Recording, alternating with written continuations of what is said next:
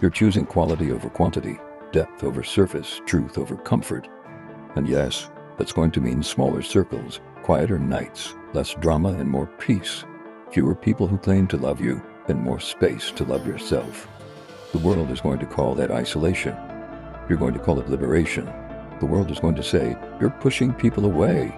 You're going to know you're finally letting in the air you've been suffocating without. The world is going to judge your boundaries as barriers. You're going to experience them as the foundation of the life you've always deserved, but never allowed yourself to build.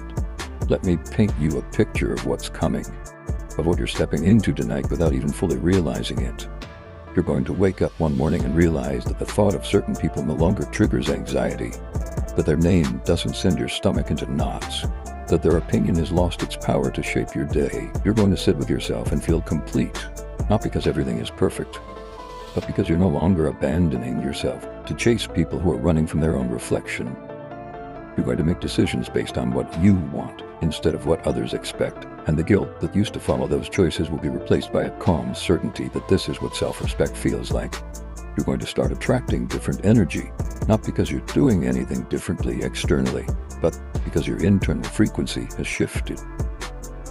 You're no longer vibrating at the level of desperation, of need, of proving your worth to people who've made it clear they don't value what you're offering.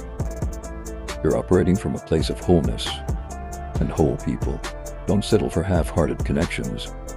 Don't accept part-time presence from people who want full-time access. Don't tolerate behavior they wouldn't exhibit themselves.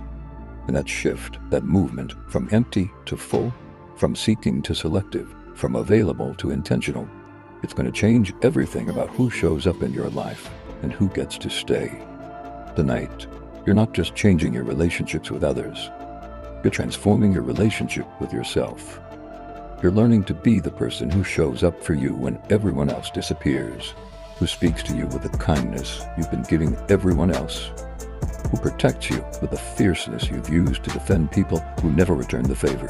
You're becoming your own safe space, your own source of validation, your own anchor in storms that used to send you searching for shelter in people who were the storm themselves. And that self-reliance, it doesn't come from loneliness, but from wholeness.